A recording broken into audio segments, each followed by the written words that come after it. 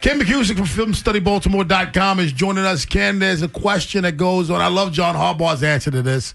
Healthy Lamar, Tyler Huntley, who do you start? For me, it's not even a question, but to you, it may be a legitimate question. No, not a legitimate question. I think particularly against the Steelers, and they're more healthy in some ways on defense than they were before. They're certainly not more healthy on offense, but they have Harmon back in the middle of that defensive line. You have to have Lamar to force them to defend every blade of grass. So you really need them to spread out the defense and not crowd the line of scrimmage. They're perfectly capable of doing it. They've done it before against Joe Flacco very effectively, and they need to. When the teams that have done it, they take away the Ravens' misdirection ability even more. So you have to have Lamar to threaten to go over the defense, and Tyler Huntley just doesn't do that. No, he doesn't. I mean, I don't think he attempted any pass more than 10 yards on Saturday. Well, he didn't complete any over 10 yards. He tried twice, one for 10 and one for 15 or 17 down the right sideline that was incomplete.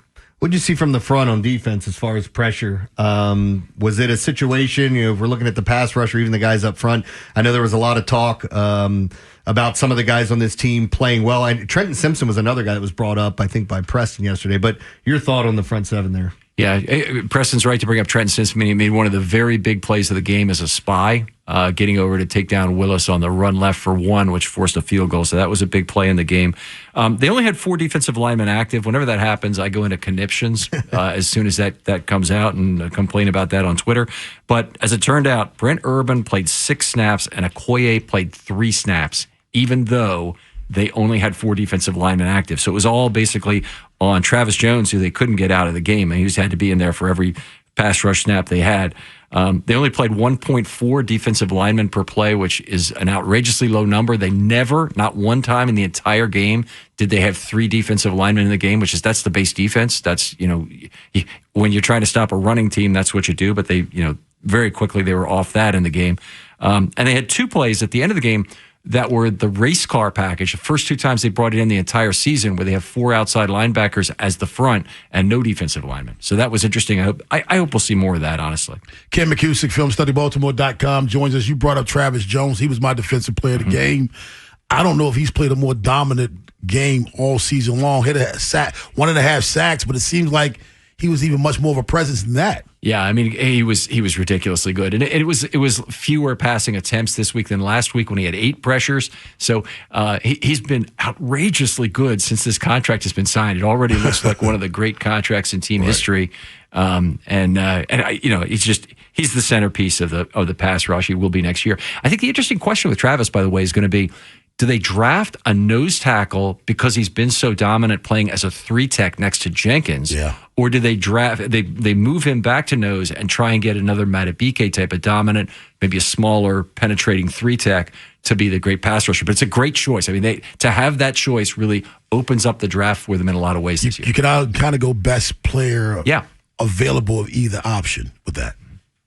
I'm sitting here thinking about, I know you watched most of the Steelers game and you didn't break it down the tape or whatever, but did you see anything from this game that you think the Ravens can take away and use next week? Because that Steelers team could not push the ball downfield whatsoever. And we've talked about the Ravens with Huntley out there. Maybe they have the similar thing, but you still got 22 in the backfield. Yeah, I think the things that beat the Ravens the last time against the Steelers were Rodgers getting the ball out quickly a lot to a spot on the field. And particularly the very first play of the game, which is the long pass up the left sideline to Metcalf. Actually, that's exactly what the Green Bay did on the first pass in this game. Right. But I don't think they have a good chance to do that because they just don't have the receiving weapons anymore. Yeah. And so Calvin Austin is gone. He beat him on a speed play up the left sideline, and Metcalf beat him all over the place in this last game, and he won't be there either. So I'm liking it. Their only speed guy right now is MVS, and I'm not even sure he has hands. I mean, I'm not sure he knows the route.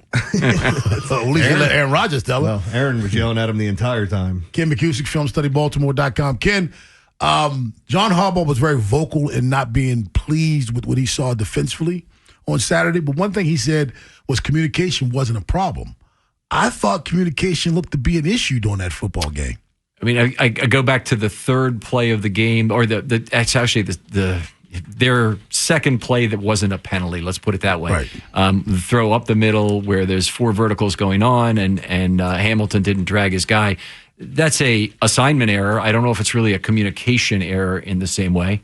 But Roquan was yelling at Hamilton after the play, so it kind of looked like to me that he'd known he'd made a mistake, and that's certainly what whoever was doing the color on that game did a pretty good job. He picked up on it right away. Right, should have been. I want to go back to, you talked a little bit about Henry, the workload.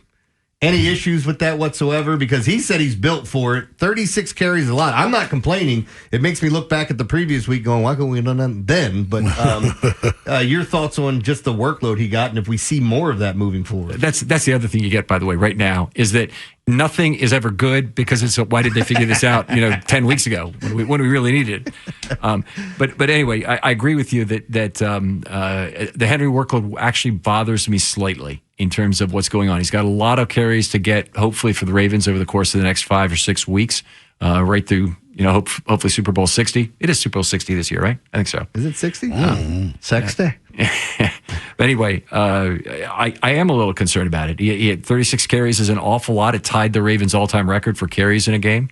And, it's I wouldn't want him carrying that many times every week. Greatest rushing performance at Lambeau Field. I don't want him carrying that time every week from week 1. But from week 17, I don't mind him carrying it. Times. Yeah, it's a must-win game. I agree. From here on out, and I'm fine. You're probably okay with 42 this week and 46 the next week, and I would be too. Yeah, I just don't want that from week 1. Yeah. Don't start the season that way. Go, rev them up and get them ready for that final run. That's. But right now, it's like now you're chasing a legacy. Now you're chasing history. Mm-hmm. Saddle up, big boy. Don't practice them. What did you learn about the Ravens this week? Well, I mean, the thing earlier is that they may have rediscovered themselves. This is the coolest thing, that they refined the power run game. I look back at the 2012 team and the playoff run they made. I think the other thing they could figure out, and Marlon Humphrey's had an interception in 3 consecutive games. He actually hasn't played all that well during this 3-game stretch. He's been beaten a lot on coverages. If they all of a sudden pull the switcheroo at the last moment and make Humphrey the strong safety, I think that could be the big change for the playoffs this year that makes this defense dominant again.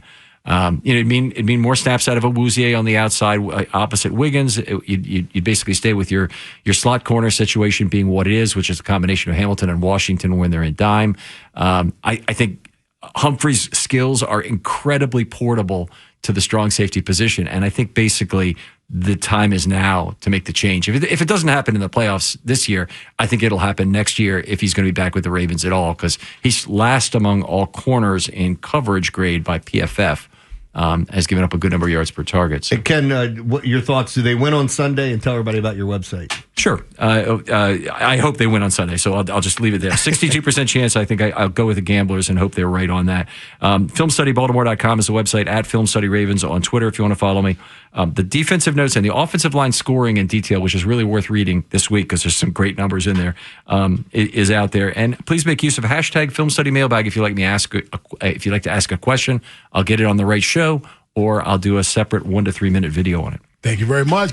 See you next weekend. And Happy we'll get New Year ready for the wild card division, or wild card round of the playoffs. There you go.